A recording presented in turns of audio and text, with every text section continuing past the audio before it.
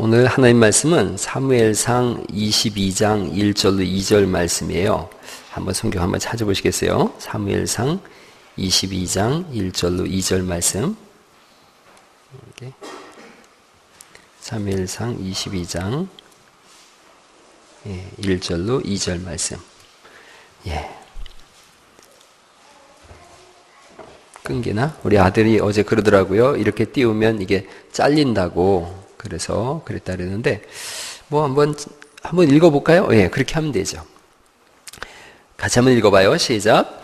그러므로 다윗이 그것을 떠나 아둘람 굴로 도망하매 그의 형제와 아버지의 온 집이 듣고 그리로 내려가서 그에게 이르렀고 환난당한 모든 자와 빚진 모든 자와 마음이 원통한 자가 다 그에게로 모였고 그는 그들의 우두머리가 되었는데 그와 함께한 자가 400명가량이었더라.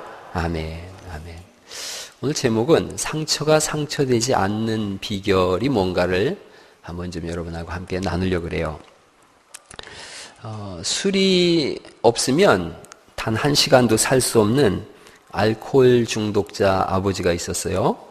그래서 이분에게 두 아들이 있었는데 아버지가 재산을 다 팔아가지고 술을 마심으로 인해서 집안이 패가망신한 거예요. 후에 그 아들이, 큰 아들은 입에 술을 한 잔도 되지 않는 아들이 됐어요. 그 이제 둘째 아들은 아버지를 닮아서 술고래가 됐어요. 신문 기자가 물은 거예요. 큰 아들한테 왜 술을 마시지 않습니까? 그랬더니 큰 아들이 내가 술을 마실 수 있겠습니까? 라고 하는 거예요. 요때는 이렇게 이제 나를 비춰주는 게 좋아요. 자꾸 애기 술 마시는 것만 보지 말고. 내가 술을 마실 수 있겠습니까? 맞는 말이죠. 아버지가 그런 걸 봤으니까요. 둘째 아들한테 물었어요. 왜 술을 그렇게 마셔 술고래가 됐습니까? 둘째 아들이 내가 술을 안 마실 수 있겠습니까? 이렇게 얘기한 거예요. 둘 다 말이 맞죠. 아버지의 술 때문에 큰 아들은 술을 안 마셨고 아버지의 술 때문에 둘째 아들은 술 마셨어요. 무슨 말씀을 드리려냐면 상처가 전달되는 사람이 있는가 하면 상처를 끊어내는 사람이 있어요. 우리 삶 속에 너무나 중요해요. 부모님이 그렇게 살았으니까 나도 그렇게 살겠다. 상처가 전달된 거예요. 부모님 그렇게 살았기 때문에 난 절대 그렇게 안 살겠다. 상처를 스스로 끄는 거예요. 아이들이 가출해요. 청소년 가출하는데 오래된 저기지만 2009년도 통계지만 지금은 훨씬 더 심해요. 청소년의 8%가 가출 경험이 있대요. 고등학생은 12%, 중학생은 8%. 그러니까 전체의 8% 정도가 가출 경험이 있다 그래요. 심지어 초등학교 4, 5, 6학년들도 3%가 가출 경험이 있다는 거예요. 남학생들은 10%, 여학생들은 6%가 가출 경험이 있대요. 우리 아이들이 집안에만 저녁에 엄마하고 들어오는 것만으로도 감사한 줄 아시기 바랍니다. 무서운 세대인 거예요. 가출 청소년들. 왜 가출하느냐 그랬더니 가출의 응답자 중에 가장 많은 응답이 뭘 것 같아요? 집이 싫어서는 그래도 좀 완화된 표현이에요. 구체적으로 누가 싫은 거예요? 엄마 아빠가 싫어서예요. 엄마 아빠가 싫어서 20%의 아이들이, 그러니까 10명 중에 2명 정도는 엄마 아빠가 싫어서 가출하는 거예요.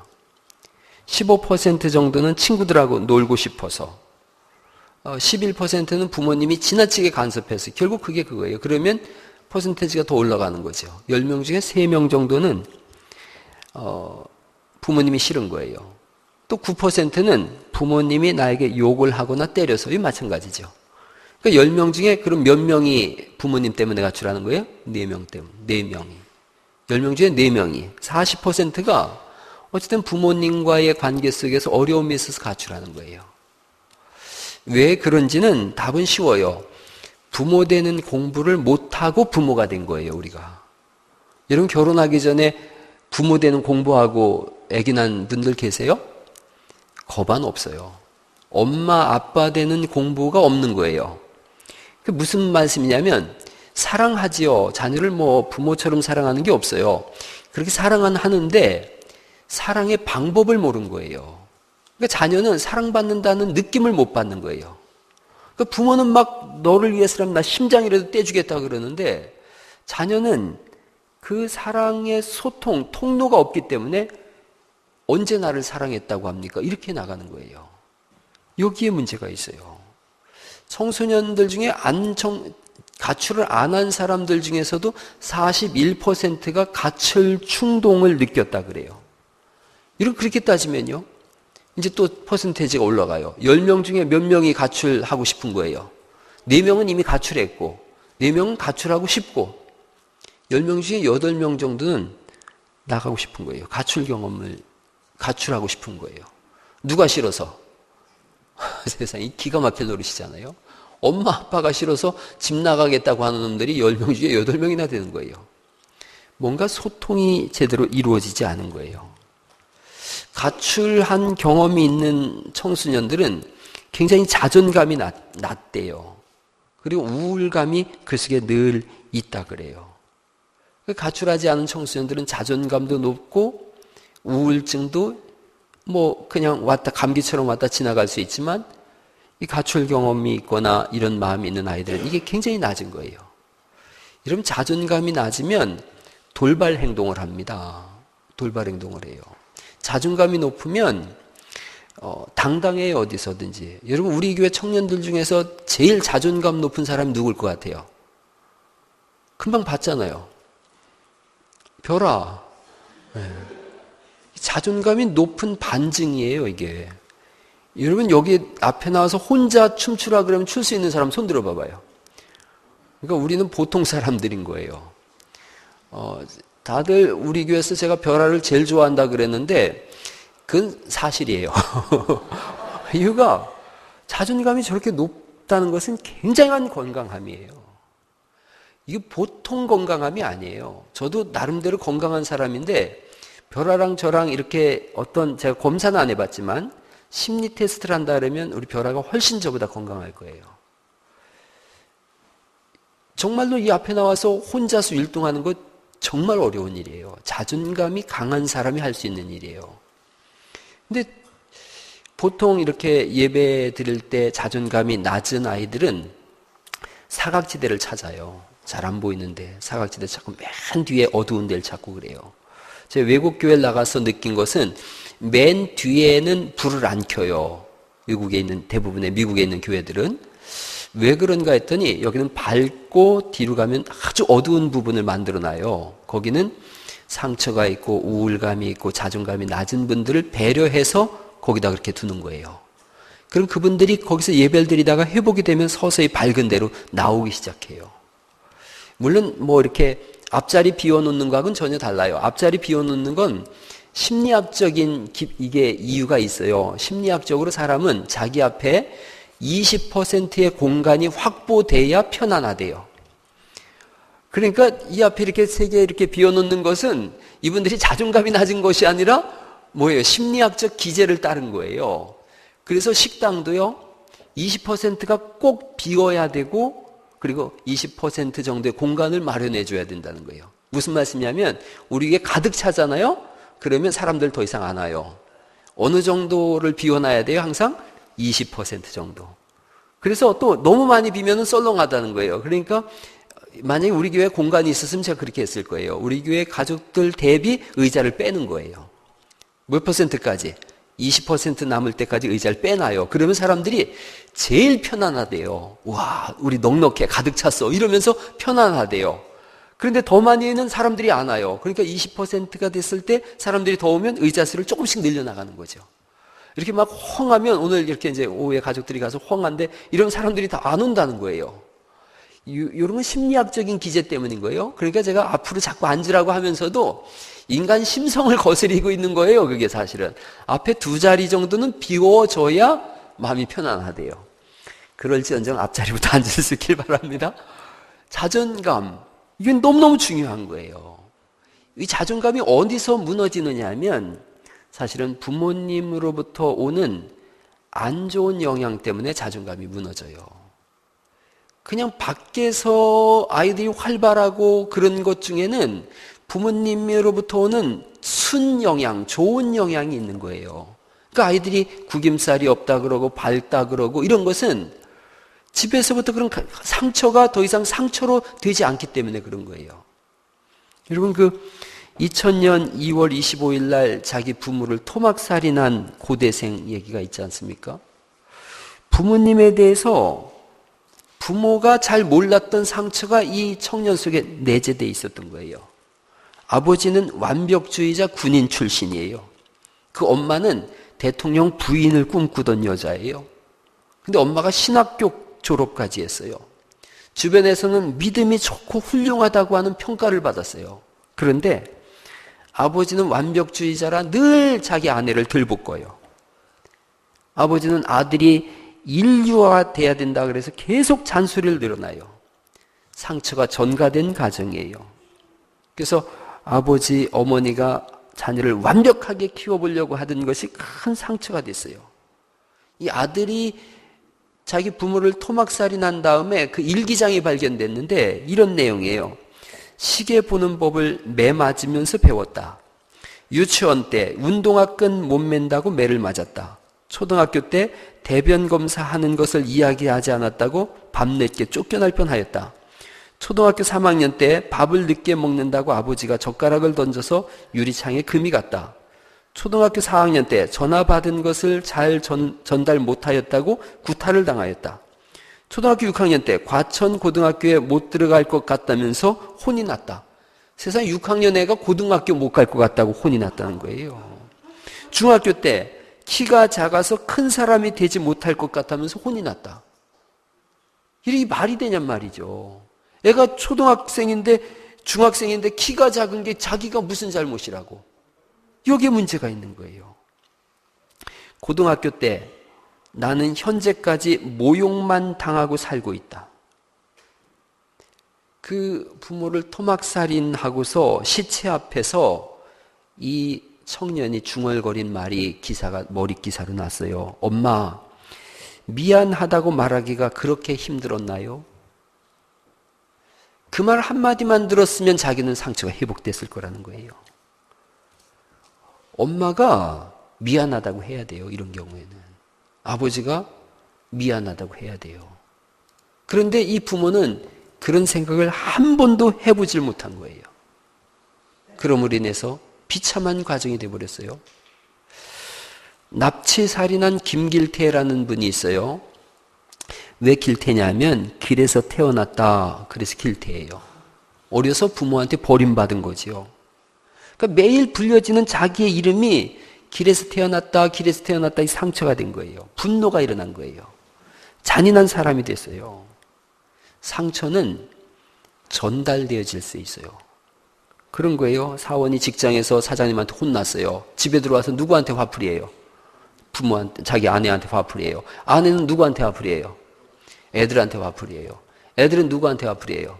고양이를 발로 뻥 차요. 그럼 고양이는 뭐예요? 쥐 잡아먹는 거예요.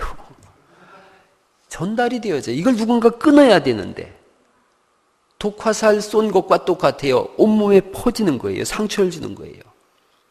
그런데 이제 생각해봐요. 성경에 사울 왕과 다윗이 있어요. 어느 날 다윗이 골리앗 죽이고 그러고 왔더니 사람들이 노래를 부르는 거예요. 여자들이 막 속옷치면서 나와서 노래 부르기를 다윗이 죽인 자는 사울이 죽인 자는 천천히요 다윗이 죽인 자는 만만히로다 그런 거예요. 누가 더 훌륭하다는 얘기를 하는 거예요. 다윗이 훌륭하다.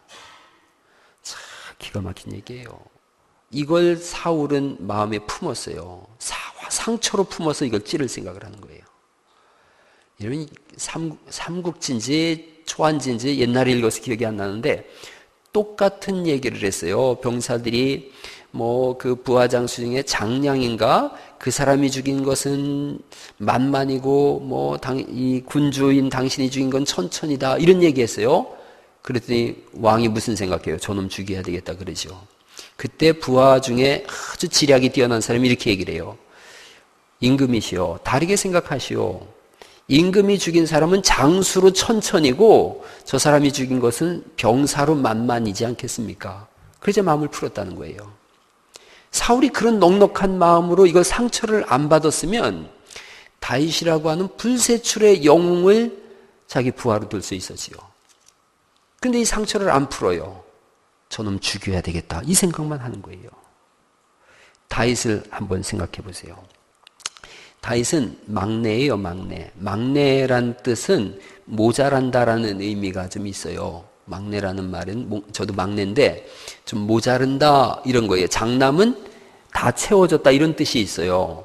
막내로 자랐어요. 그래서 사무엘이 와서 기름 부르다가 이렇게 그 왕을 세우려고 할 때 이세의 아들들이 다 지나가는데 다윗이 불려져요, 안 불려져요? 못 불려져요. 다윗은 양치기 하고 있어요. 그런데 나중에 다윗을 하나님이 찾으시지요. 이 사람은 막내로서 들에서 양치는 거예요. 생각해 보세요. 이거 저기하고 똑같은 거죠. 그 신데렐라하고 똑같은 거예요. 딸들은 가가지고 꽃단장하고 왕비가 될 생각하고 있고 신데렐라는 집에서 청소하고 있는 거하고 똑같은 거예요. 신데렐라가 만약에 자존감이 무너지고 깨졌으면 왕비 안 됐죠. 그런데 자존감이 살아나는 거예요. 다윗이 그렇게 된 거예요. 상처예요. 그런데 상처를 상처로 받아들이질 않아요.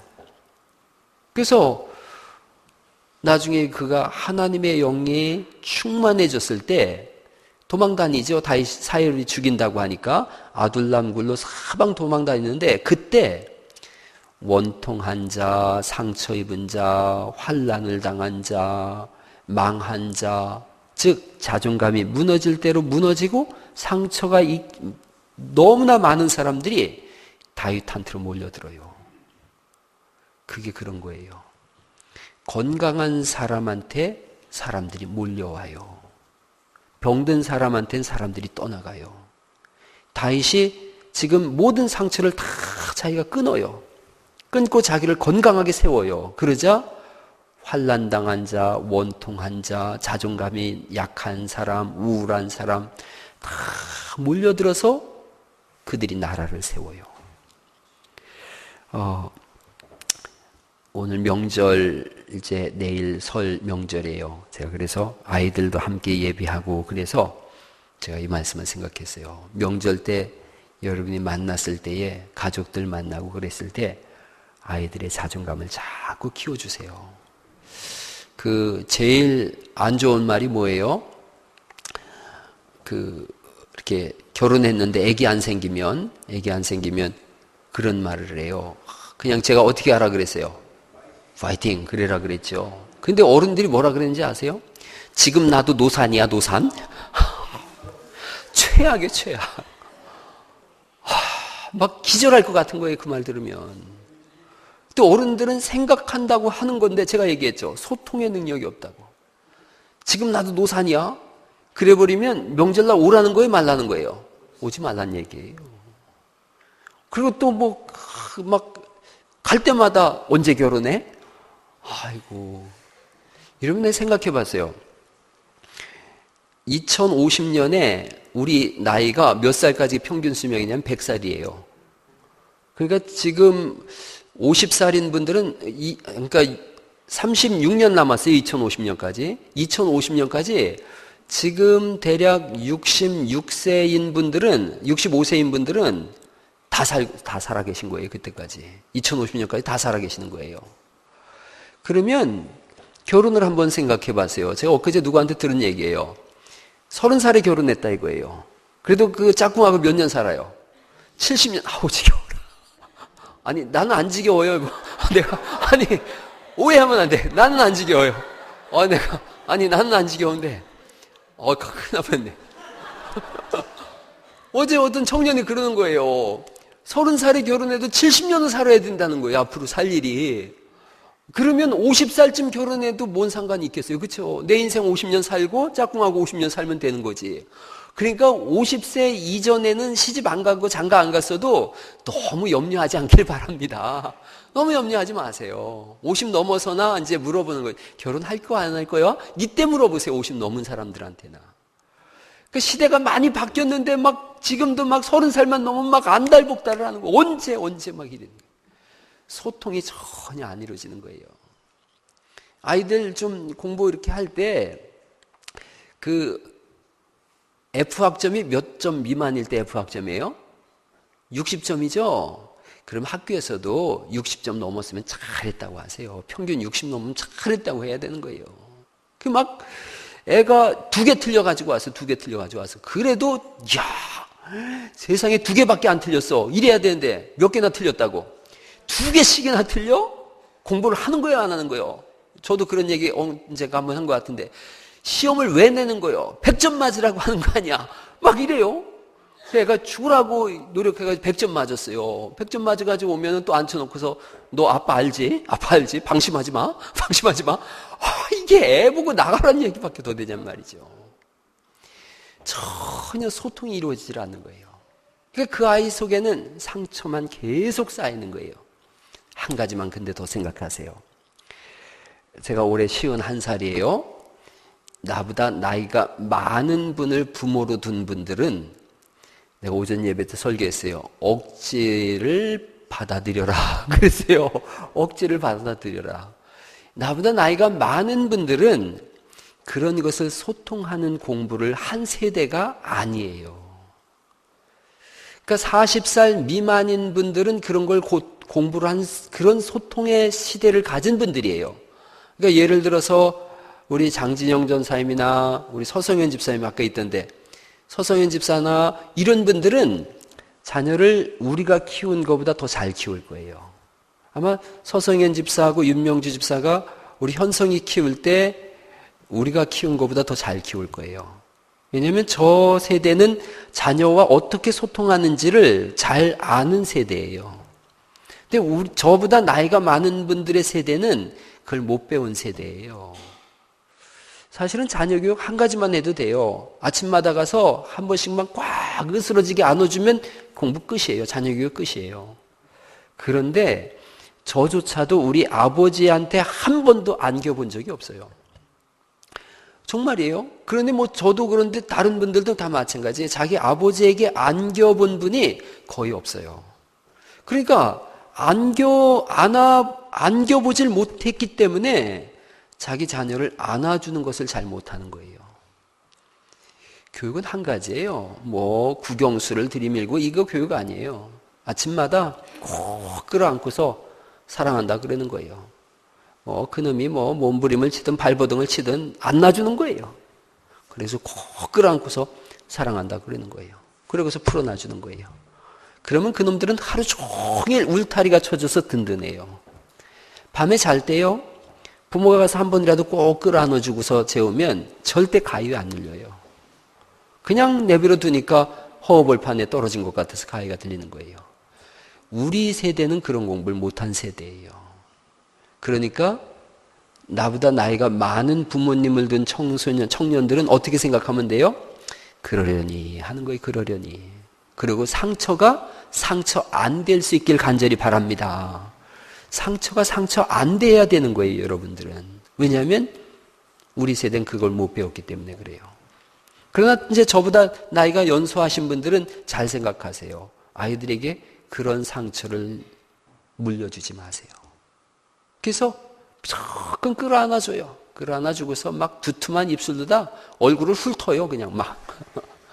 그러면 되는 거예요. 아주 쉬워요. 다윗은 상처를 상처로 여기지 않았어요.